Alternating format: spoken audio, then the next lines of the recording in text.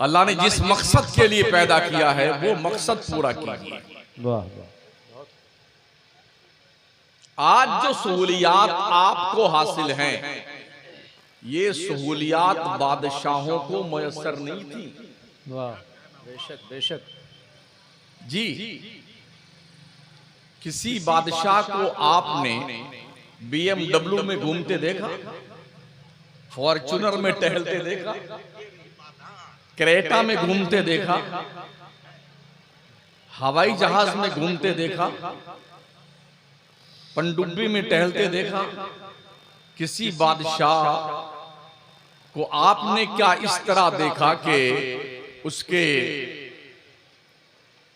खत को ले जाने के लिए 2-4 मिनट के अंदर खत पहुंच जाता? पहले जमाने में खत लिखा जाता था, और खत के दौर से पहले भी जब सिर्फ तार मंगाया जाता था, कहाँ मद्रास से तार घूमता हुआ 15-20 दिन के बाद आप तक खबर आती थी कि कोई मर गया। यही होता था ना। कहावत मशहूर है, जरूरत ईजाद की मां है, आवश्यकता आविष्कार की जननी है। जरूरतें बढ़ती गईं तो सबसे पहले इतना बड़ा डब्बा वाला खून आया, ये यूं घुमाता था 10 मरतबा, तब टुन टुन टुन टुन बजता था, तब किसी से बात होती। जरूरत फिर बढ़ी तो मोबाइल के पोते तशरीफ लाए कि छोटे छोटे बिल्कुल छोटे छोटे, और जरूरत बढ़ी तो मोबाइल की दादी अम्मा तशरीफ लाई।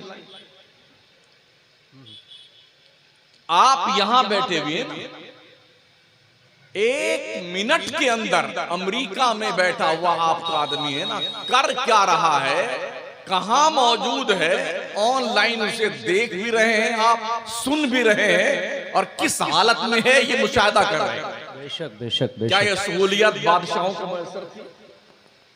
जब बादशाह कहीं खत लिखा करते थे किसी मुल्क में भेजने के लिए, तो एक आदमी तो खत लेके जाता था, 50 आदमी उस खत वाले की हिफाजत के लिए जाते थे।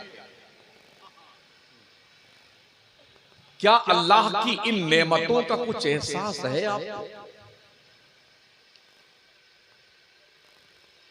जो बड़ी आसानी से आपको मिल गई? फिर भी लोग कहते अरे यार बहुत हालात खराब है, बड़ी मुश्किल है। शर्म करो, शर्म, कुछ हया करो अल्लाह से। रब ने फरमाया सुम्मा लतुसअलुन्ना यौमइज़िन अनिन नईम, अल्लाह तुमसे हर नेमत के बारे में से पूछेगा, जवाब देने की तैयारी करो। वाह वाह, बेशक।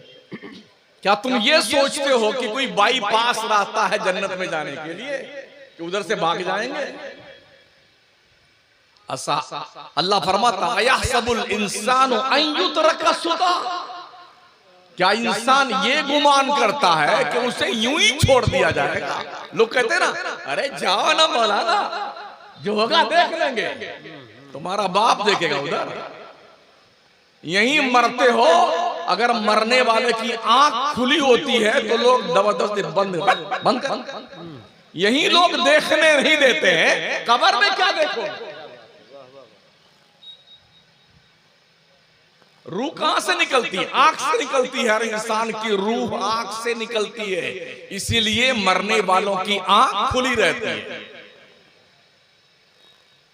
तो जब दुनिया तुम्हें मरने के बाद दुनिया देखने नहीं देती है, तो मर जाने के बाद वहां जो मनो मिट्टी के नीचे आप दफना दिए जाओगे, तब तुम क्या देखोगे?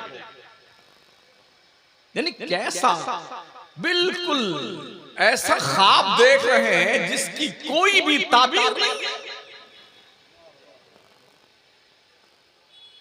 अल्लाह के कानून की पालना न करना, उसके फरमोदात पे अमल न करना एक रूटीन में मुस्लिम कौम की आदत बनती जा रही है। हमारा घर इस्लामी घर नहीं रहा, इसलिए कि हर घर का हर फर्द मोबाइल में बिजी है। बेटी को कौन समझाए कि तुम्हें कनीज़े फातिमा बनना है? बेटों को कौन समझाए तुम्हें मोहम्मद बिन कासिम बनना है, कौन समझाए तुम्हें सलाहुद्दीन अय्यूबी बनना है।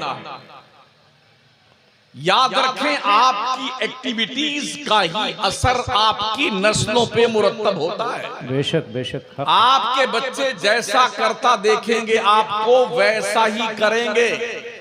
इसलिए कोशिश करो जब फजर की अजान हो तो बाप सजदे में हो, माँ वजू कर रही हो, बहन कुरान पढ़ रही हो, भाई मस्जिद की तरफ रमा दमा हो। ऐसे माहौल में जब नन्हे बच्चे आंख खोलते हैं वो देखते हैं मेरी माँ सजदा कर रही है, मेरा बाप वजू कर रहा है, मेरा भाई मस्जिद जा रहा है, मेरी बहन कुरान पढ़ रही है। इस माहौल में परवान चढ़ने वाले बच्चे कभी मोहम्मद बिन कासिम बनते हैं, कभी सलाहुद्दीन अय्यूबी बनते हैं। वाह बेशक।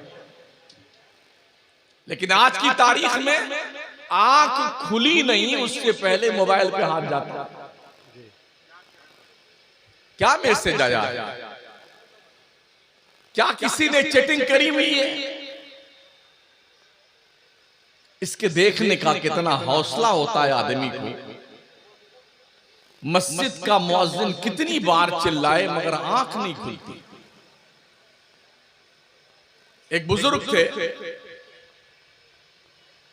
कब्रिस्तान के आसपास खड़े थे, वो एक चौधरी साहब मर गए। तो ये देखा गया है जब बड़ा आदमी कोई मरता है तो बहुत लोग जनाजा पढ़ने जाते हैं। गरीब आदमी मरता है तो बस चंद लोग जनाजा पढ़ने जाते हैं, मतलब उसकी कोई वैल्यू नहीं है।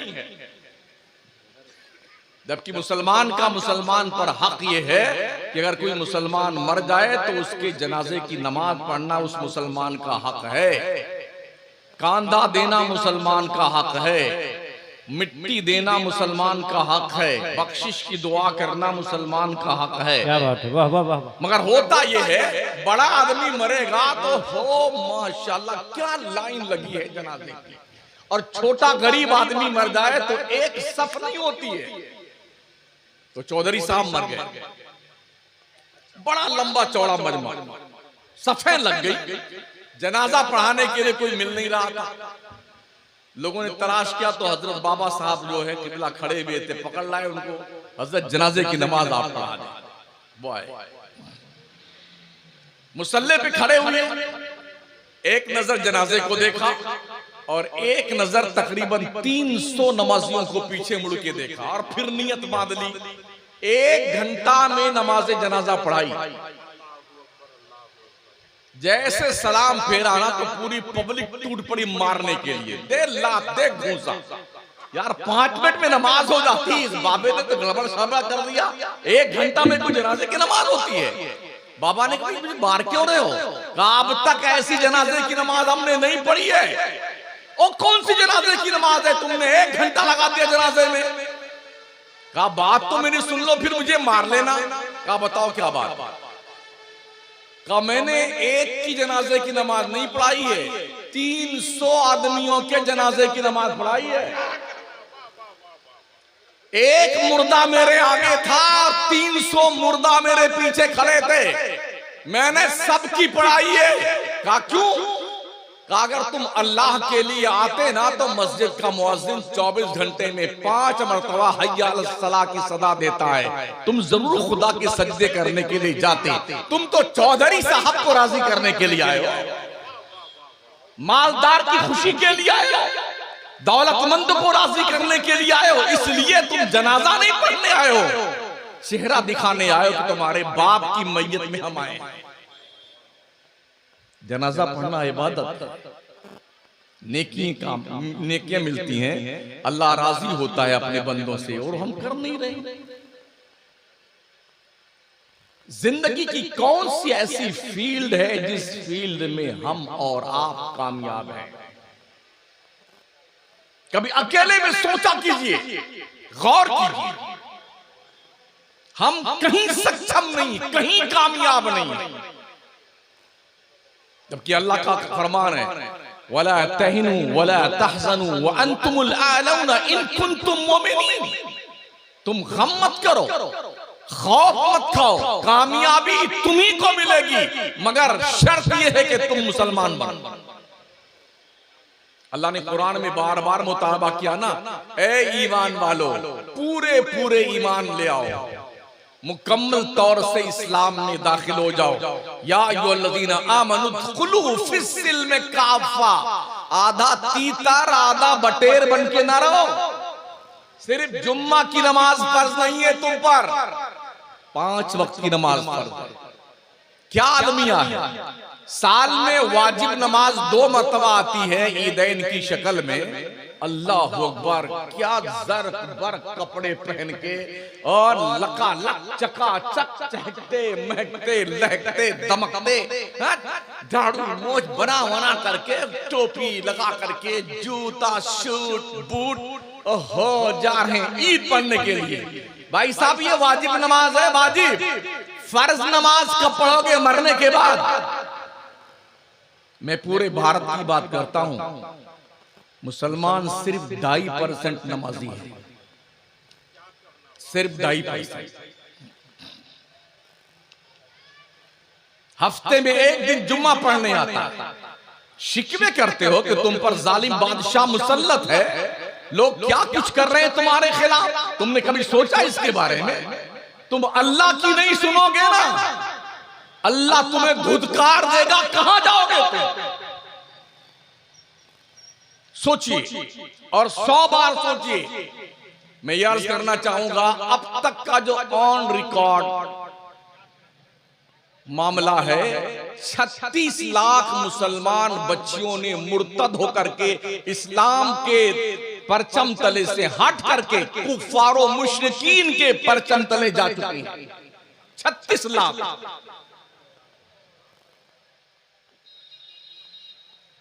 उनके बचाने की तदबीर आपके पास क्या है?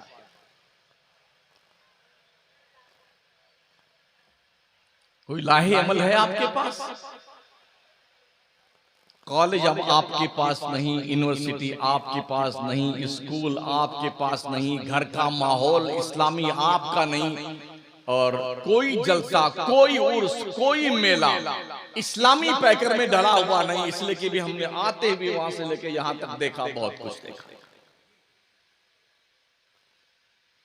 जवान जवान लड़कियां, माएं, बहनें, बच्चियां, वो क्या क्या खा रही हैं?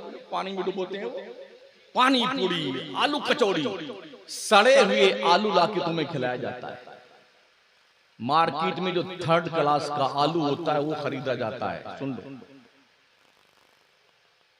और देखिए पटकी पटका कर रहे थे ये लोग, जूतम पैजार अभी भी मेरे आते वक्त देखा मैं। जब बेपर्दगी के साथ हमारी बहनें, हमारी बेटियां, हमारी माएं इस तरह से जलसों के नाम पर, उर्सों के नाम पर पूरे मुल्क में अगर बेहयाई का मुजाहरा करेंगी तो जाहिर सी बात है कोई कहीं भाग के जा सकता है। किसी भी स्कूल में आपकी बच्ची को एडमिशन बुर्का पहनकर नहीं मिल रहा है आज की तारीख में। और अब तो इस बुनियाद पर भी स्कूलों में मुस्लिम बच्चों को टॉर्चर किया जाता। तुम मुसलमान हो, उससे इस तरह 2-4 डंडे मारे जाते हैं। ये वीडियो सब मौजूद है व्हाट्सएप पर, यूट्यूब पर, देख सकते हैं आप। ना बच्चों की आपकी अहमियत है, ना आपके बच्चियों की अहमियत है। आज ही एक वीडियो मेरठ की मेरे व्हाट्सएप पे भेजी गई, एक मुस्लिम बच्ची जिसके घिनौने किरदार से मां तो आगाह थी, बाप को पता ना था। आखिरकार उसके घर आने वाला गैर मुस्लिम उसको लेके भाग गया,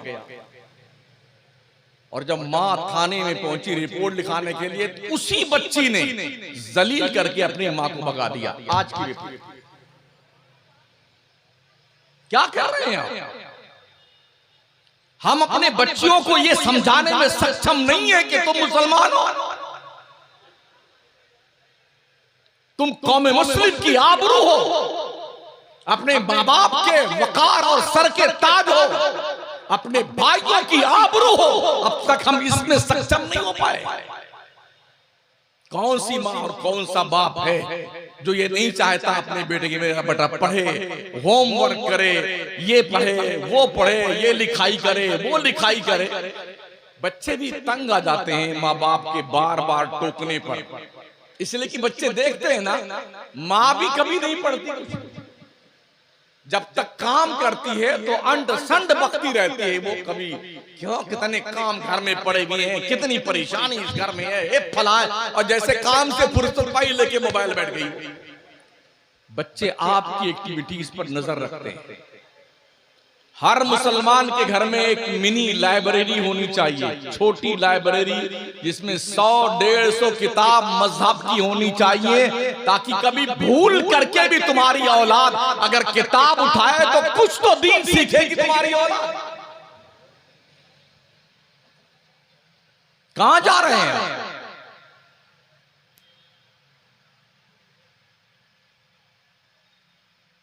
मदरसों के हालात बुरे, मस्जिदों के हालात हमारे बुरे, बहुत कम तनख्वाह इमाम को दी जाती है, बहुत कम तनख्वाह मदरसिन को दी जाती है। उस पर ये कि ये फरिश्ता होना चाहिए नमाज पढ़ाने वाले, ये कहीं नहीं जाना चाहिए, 24 घंटा मस्जिद में बंद रहना चाहिए। तो इमाम कोई मुर्गी नहीं है जो दरबार में बंद रहे, समझ रहे? उसकी भी जरूरियात है। अगर मस्जिद नबवी के इमामत के मुसल्ले पे नबियों का नबी, रसूलों का रसूल इमामत करता हुआ मुल्के शाम तिजारत करने जाता है, सिद्दीक अकबर मदीने के बाजार में चादर कंधे पे रख करके अमीरुल मोमिनीन है और बाजार में चादर बेचने जा रहे हैं। उमर फारूक आजम अमीरुल मोमिनीन है, 22.5 लाख मुरब्बा मील की जमीन पर बिला शिरकते खैर हुकूमत करने वाला, जिसके नाम से दुनिया कांपती थी, जिसके जुब्बा में 12-12, 17-17 पेवंद लगे होते थे, वो उमर तिजारत करने मदीने की मंडी में जाता है। हम कौन से इमाम है भाई साहब जो हम पर इतनी पाबंदी लगाई गई? नहीं साहब, इमाम साहब को धंधा नहीं करना है, इमाम साहब को ये नहीं करना है, इमाम साहब को वहां नहीं जाना, वहां नहीं जाना। भाई साहब, तो जिब्रील अमीने को खत लिखिए कि हजरत हमारे गांव की मस्जिद के लिए ऐसा इमाम दीजिए जो आपकी बिरादरी से हो, ना खाना खाए, ना पानी पिए, ना उसके बीवी हो, ना उसके बच्चे हो, बस वो सिर्फ अल्लाह अल्लाह करे, फरिश्तों की जमात का इमाम दे दीजिए। लिखिए इमाम आजम अबू हनीफा, जिनके मजहब की हम पैरवी करते हैं, हनफीयुल मजहब हमें सबसे बड़े ताजिर कूफा के थे इमाम आजम,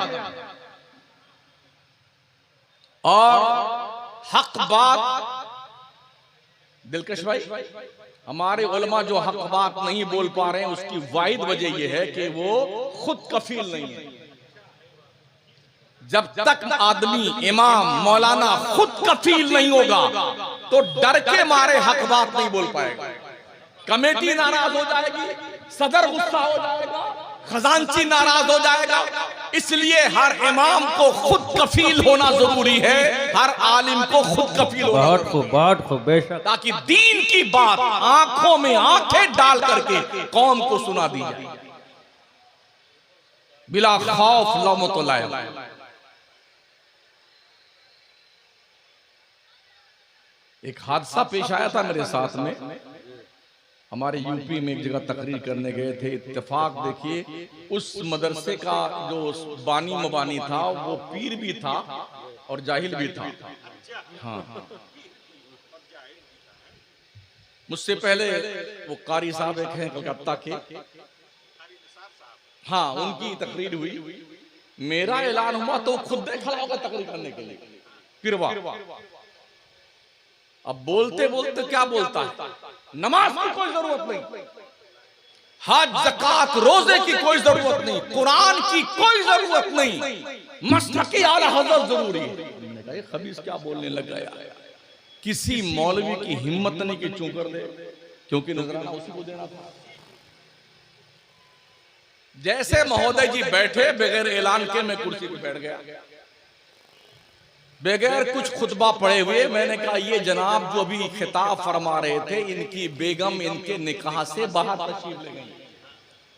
और ये जनाब इस्लाम के दायरे से खारिज हो गए, काफिर हो गए। तो क्या बोलता है, अरे हजरत हमने मोहब्बत में कहा, क्या तेरी मोहब्बत की ऐसी तैसी। नमाज अल्लाह ने फर्ज की है, वो जरूरी नहीं। रोजा हज ज़कात अल्लाह ने फर्ज किया है, वो जरूरी नहीं है। कुरान अल्लाह की किताब है, वो जरूरी नहीं है। तो मसलक के आला हजरत किस चिड़िया का नाम है? जंगली लोगों ने मसलक को समझा ही नहीं है। जाहिल पीरों ने अपने दुनियावी ऐश और इशरत की बुनियाद पर दुनिया की सेज सजाने के लिए, औरतों से पैर दबवाने के लिए, सर में तेल लगवाने के लिए और मुरीदों का हुजूम इकट्ठा करके गुंडागर्दी करने के अलावा कोई काम नहीं है इल्ला माशाअल्लाह इन पीरों के साथ। ये तबाहियां और बर्बादियां जो आज देखने को मिल रही हैं, इसके बाईस जिम्मेदार ये लोग। अफसोस ये है कि ऐसे पीरों के साथ मौलवियों की एक लंबी टीम जुड़ जाती है। हाँ, ये हजरत है, ये किबला है, ये काबा है, अभी जमीन से उगे हैं, आसमान से बरसे हैं, जन्नत से तशरीफ लाए हैं। ये सारे खिताबात, पूरी तकरीर उसी पीर की शान में होती है। ये अलमिया है। अल्लाह ने हमें दीन की तबलीग के लिए पैदा किया है, इस्लाम का प्रचार प्रसार करने के लिए पैदा किया है, पीर की तबलीग के लिए नहीं पैदा किया। हाँ, सबसे बड़ा हक ओ बच्चों तुम्हारे ऊपर तुम्हारे बाप का है और तुम्हारी मां का है। पीर से भी बड़ा हक है। इसलिए कि हमने ना तो एक आयत कहीं पढ़ी है पीर के बारे में पूरे कुरान में, और ना एक हदीस हमने पढ़ी है पीर के बारे में, कहीं नहीं। फिर भी हम पूरी मुरीदी मानते हैं, हम खुद मुरीद हैं। लेकिन माँ बाप के ताल्लुक से अल्लाह अकबर, कुरान में जजमेंट मौजूद है। वइम्मा यब्लुगन्ना इंदकल किबरा अहदुहुमा औ किलाहुमा फला तकुल लहुमा उफ़्फ़ि वला तन्हरहुमा वक़ुल लहुमा क़ौलन करीमा। सुभान अल्लाह। तुम्हारे माँ बाप दोनों या दोनों में से कोई एक अगर बूढ़े हो जाएं, ओ बच्चों अपने माँ बाप को उफ भी नहीं कहना, इन्हें झड़कना मत। जब भी बात करना बड़ी नरमी से बात करना, बड़े अदब से बात करना। ये मकाम अल्लाह बता रहा है माँ बाप का। रब ने फरमाया, बंदो अपनी नमाजों में अपने माँ बाप के लिए दुआएं मांगते रहा करो और यूं अर्ज करो, वकुर रब्बिरहमहुमा कमा रब्बयानी सगीरा। ए अल्लाह मेरे माँ बाप पर रहम कर, ऐसे ही जैसे मेरे माँ बाप ने बचपन में मुझ पे रहम किया। सुभान अल्लाह। सुभान अल्लाह। बारकल्लाह। रब्बना ग़फ़िरली वली वालिदैया वलिल मुमिनीन यौम यक़ूमुल हिसाब। दुआएं मांगो, अल्लाह मुझे भी बख्श दे, मेरे माँ बाप को बख्श दे। सुभान अल्लाह। सुभान अल्लाह। ये रब ने फरमाया। हमें माँ बाप का रुतबा समझ में नहीं आता। मेरी करीम आका फरमाते हैं, अल्लाह को राजी करना चाहते हो, माँ बाप को राजी कर लो। हजरत मूसा की माँ का जब इंतकाल हो गया तो जब वो कोहे तूर पर गए अल्लाह से बात करने, तो कोई सी पत्थर से ठोकर लगी और गिरते गिरते बचे। गैब से आवाज आई, मेरे कलीम संभल कर चल, अब तेरे लिए दुआ करने वाली तेरी माँ जिंदा नहीं रही। अल्लाह। हमने देखा अहादीस की किताबों में, मेरे नबी इमामुल अंबिया सल्लल्लाहु अलैहि वसल्लम मदीने तैयबा में सैयदा हलीमा जिन्होंने हुजूर को दूध पिलाया था बचपन में, जब वो आई तो नबियों का नबी अदब से अपनी माँ की ताजीम के लिए खड़ा हो, अपनी चादरे नूर बिछा दिया, दाई हलीमा को बिठाया। और जैसे एक शागिर्द मुअद्दब होके उस्ताद के सामने बैठता है, ऐसे नबियों का नबी अपनी रजाई माँ के सामने बैठा है। हलीमा कुछ कह रही, हुजूर सुनते जा रहे हैं, हाँ हाँ करते जा रहे हैं। जब वो चली गई हुजूर फिर खड़े हुए, उनको रुखसत किया। सहाबा ने पूछा, या रसूलल्लाह ये कौन थी? मेरे नबी फरमाते हैं, सहाबा ये मेरी वो माँ है जिसे बचपन में जिसने मुझे दूध पिलाया, हलीमा थी। तवज्जो करें, जब रजाई माँ का अदब एहतराम नबियों का नबी इतना करता है, हकीकी माँ अगर सैयदा आमना जिंदा होती नबी कितना एहतराम करते। क्या सबक मिलता है आप? आज शादी क्या हो गई बच्चों की, साल 6 महीने ही में बच्चे माँ बाप को गालियां देने लगते हैं, धक्के मारते हैं, ओल्ड हाउस में माँ बाप को जमा करवा के आ जाते हैं। ये तो यूरोप की कंडीशन थी, आज हिंदुस्तान में भी ओल्ड हाउसेस बन गए हैं जहां बूढ़े माँ बाप को रख करके बेटे और उसके बेटे की बीवी आ जाते हैं और किराया पेमेंट करते रहते हैं, चाहे बूढ़ा मरे चाहे जिए। ये भी रिपोर्ट मैंने पढ़ी, एक का बाप मर गया ओल्ड हाउस में, खबर भेजी गई उसके घर पे कि बेटा तेरा बाप मर गया है। तो बेटे ने क्या कहा, आप मेरे बाप का अंतिम संस्कार कर दो, मैं पैसा भेज दूंगा। ये दिन भी देखने थे हमें। क्या एक औलाद के लिए अपने माँ बाप की मौत पर ये जुमले जो है फिट बैठते हैं? लोग हमारे बाप ने किया ही क्या हमारे लिए, कहते ना बच्चे, हमारे बाप ने हमारे लिए क्या किया है। ऐसे एक बाप था बेचारा, गर्मी हो सर्दी हो बारिश हो, हमने देखा है, दुबई में भी देखा है, शारजा में देखा, अबू धाबी में देखा, फुजेरा में देखा, सऊदी में देखा, इराक में देखा, बापों को मेहनत करते, अगर पहना हुआ कपड़ा पीठ पे फटा हुआ है ना, फिर भी बोरी लाद करके लोगों की दुकान पर वो सप्लाई करता हुआ दिखता है। नाश्ता नहीं करता कि पैसे बचेंगे तो बच्चों के काम आएंगे। बेशक बेशक। हाँ। 2 तो 3 जगह मजदूरी करता है, 2 घंटा कहीं रोटी बनाने का काम करता है, किसी की गार्डन में पानी डालने का काम करता है, फिर 2 घंटा किसी के यहाँ जाकर के जो है उसके गाड़ी की सफाई और धुलाई करता है, तब कुछ पैसे मिलते हैं। और यहाँ बेटे अरे हमारे बाप ने किया क्या हमारे लिए। तो एक बाप था बेचारा ऐसे ही, बार बार बच्चे ताना देते उस बाप को, तुमने किया क्या हमारे लिए। बूढ़ा हो गया, मरने का वक्त करीब आया, तो जो सुनते सुनते, अच्छा बाप बोलता नहीं, माएं तो कुछ कह करके दिल का भड़ास निकाल लेती हैं, बाप कुछ नहीं बोलता, सब्र और शुक्र का पैकर बना रहता है। तो जब बिल्कुल जांकनी का वक्त करीब आया, तो जिस मकान को बाप ने बनाया था, तो एक पर्ची में अपने बच्चे को लिख के दिया कि मेरे मरने के बाद इस मकान को खोदना, इस मकान के नीचे तुम्हें खजाना मिल जाएगा जो मैंने दफनाया है।